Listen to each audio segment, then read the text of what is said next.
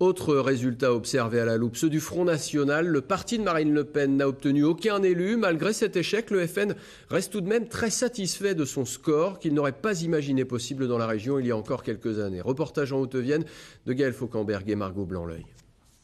Pas de siège, mais une victoire quand même.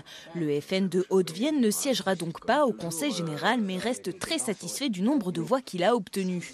Présent dans 8 cantons haut-viennois au second tour, le parti a récolté plus de 17 700 voix, comme à Bellac, où le binôme frontiste a profité du report des voix et a gagné plus de 1000 électeurs entre le premier et le second tour.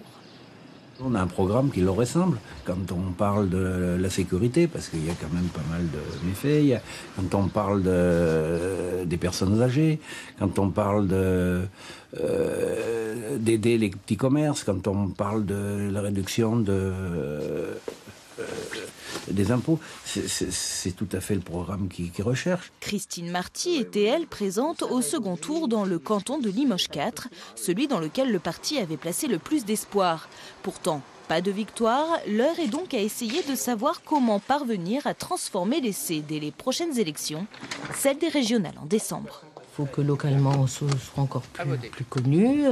On a un socle d'électeurs au niveau rural qui est intéressant. Et comme là, dans la nouvelle configuration des régionales, les gens du monde agricole vont se sentir encore plus éloignés des centres de décision. Donc je pense qu'on aura vraiment de quoi convaincre de futurs électeurs.